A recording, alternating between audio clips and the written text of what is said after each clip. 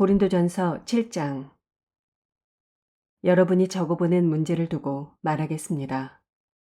남자는 여자를 가까이 하지 않는 것이 좋습니다. 그러나 음행에 빠질 유혹 때문에 남자는 저마다 자기 아내를 두고 여자도 저마다 자기 남편을 두도록 하십시오. 남편은 아내에게 남편으로서의 의무를 다하고 아내도 그와 같이 남편에게 아내로서의 의무를 다하도록 하십시오. 아내가 자기 몸을 마음대로 주장하지 못하고 남편이 주장합니다. 마찬가지로 남편도 자기 몸을 마음대로 주장하지 못하고 아내가 주장합니다. 서로 물리치지 마십시오. 여러분이 기도에 전념하기 위하여 얼마 동안 떨어져 있기로 합의한 경우에는 예외입니다. 그러나 그 뒤에 다시 합하십시오. 여러분이 절제하는 힘이 없는 틈을 타서 사탄이 여러분을 유혹할까 염려되기 때문입니다. 그러나 내가 이것을 말하는 것은 그렇게 해도 좋다는 뜻으로 말하는 것이지 명령으로 말하는 것은 아닙니다. 나는 모든 사람이 다 나와 같이 되기를 바랍니다. 그러나 각 사람은 하나님께로부터 받은 은사가 있어서 이 사람은 이러하고 저 사람은 저러합니다. 결혼하지 않은 남자들과 과부들에게 말합니다. 나처럼 그냥 지내는 것이 그들에게 좋습니다. 그러나 절제할 수 없거든 결혼하십시오. 욕정이 불타는 것보다는 결혼하는 편이 낫습니다. 결혼한 사람들에게 말합니다. 이것은 나의 말이 아니라 주님의 명령입니다. 아내는 남편과 헤어지지 말아야 합니다. 만일 헤어졌거든 재혼하지 말고 그냥 지내든지 그렇지 않으면 남편과 화해해야 합니다.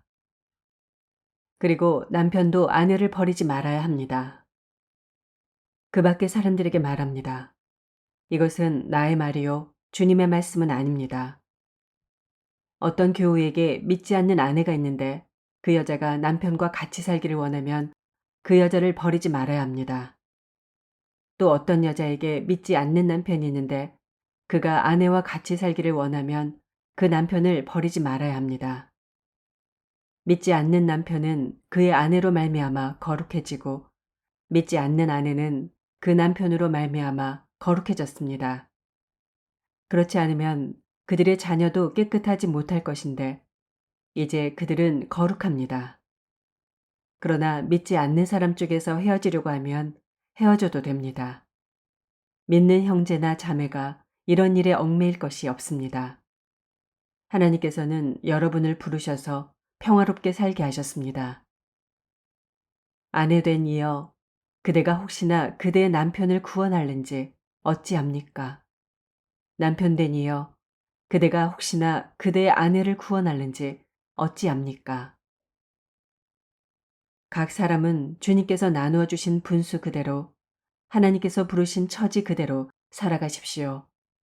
이것이 내가 모든 교회에서 명하는 지시입니다.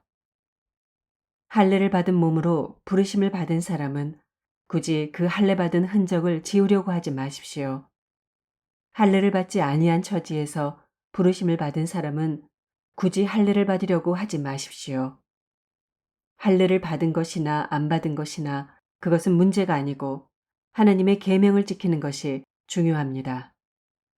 각 사람은 부르심을 받은 그때의 처지에 그대로 머물러 있으십시오.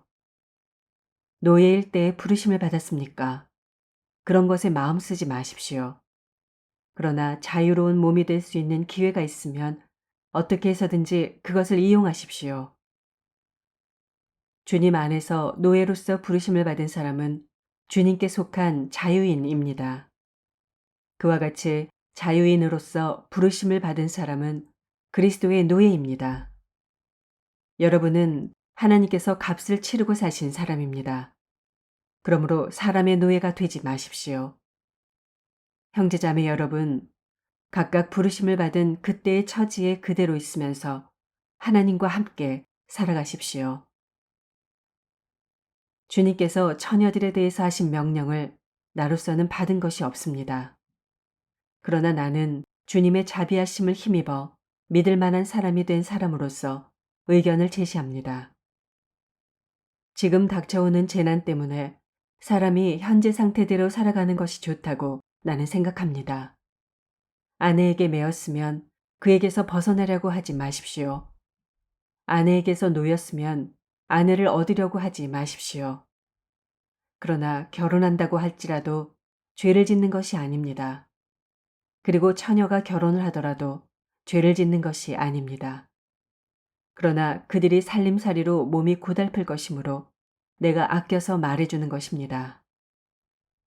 형제자매 여러분, 내가 말하려는 이것은 이것입니다.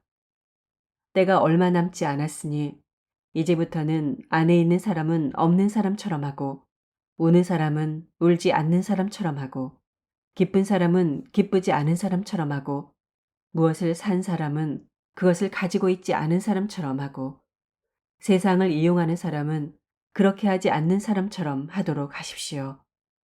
이 세상의 형체는 사라집니다. 나는 여러분이 염려 없이 살기를 바랍니다. 결혼하지 않은 남자는 어떻게 하면 주님을 기쁘게 해드릴 수 있을까 하고 주님의 일에 마음을 씁니다. 그러나 결혼한 남자는 어떻게 하면 자기 아내를 기쁘게 할 수 있을까 하고 세상 일에 마음을 쓰게 되므로 마음이 나뉘어 있습니다. 결혼하지 않은 여자나 처녀는 몸과 영을 거룩하게 하려고 주님의 일에 마음을 쓰지만 결혼한 여자는 어떻게 하면 남편을 기쁘게 할 수 있을까 하고 세상 일에 마음을 씁니다. 내가 이 말을 하는 것은 여러분을 유익하게 하려고 그러는 것이지 여러분에게 올가미를 씌우려고 그러는 것이 아닙니다. 오히려 여러분이 품위 있게 살면서 마음에 헛갈림이 없이 오직 주님만을 섬기게 하려는 것입니다. 어떤 이가 결혼을 단념하는 것이 자기의 약혼녀에게 온당하게 대하는 일이 못 된다고 생각하면 더구나 애정이 강렬하여 꼭 결혼을 해야겠으면 그는 원하는 대로 그렇게 하십시오. 결혼하는 것이 죄를 짓는 것이 아니니 그런 사람들은 결혼하십시오. 그러나 결혼하지 않기로 마음을 굳게 먹은 사람이 부득이한 일도 없고 또 자기의 욕망을 제어할 수 있어서 자기 약혼녀를 처녀로 그대로 두기로 마음에 작정하였으면 그것은 잘하는 일입니다. 그러므로 자기의 약혼녀와 결혼하는 사람도 잘하는 것이지만 결혼하지 않는 사람은 더 잘하는 것입니다. 아내는 남편이 살아있는 동안에는 그에게 매여 있습니다. 그러나 남편이 죽으면 자기가 원하는 사람과 결혼할 자유가 있습니다. 다만 주님 안에서만 그렇게 해야 할 것입니다. 내 의견으로는 그 여자는 그대로 혼자 지내는 것이 더 행복할 것입니다. 나도 하나님의 영을 받았다고 생각합니다. 8장 우상에게 바친 고기에 대하여 말하겠습니다. 우리는 우리 모두가 지식이 있는 줄로 알고 있습니다. 지식은 사람을 교만하게 하지만 사랑은 덕을 세웁니다.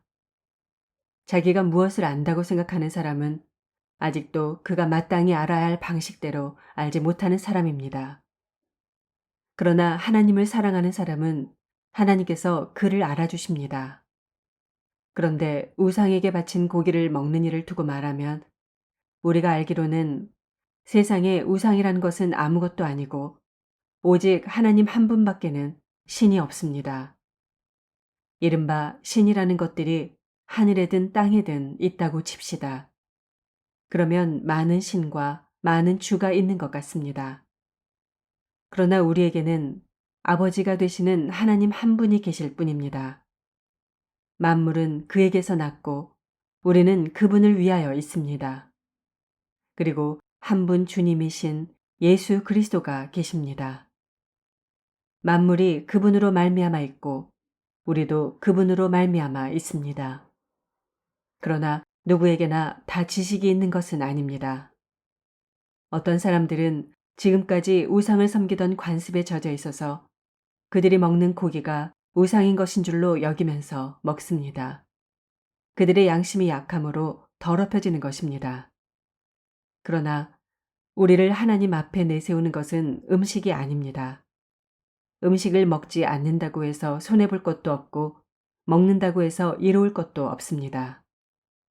그러나 여러분에게 있는 이 자유가 약한 사람들에게 걸림돌이 되지 않도록 조심하십시오.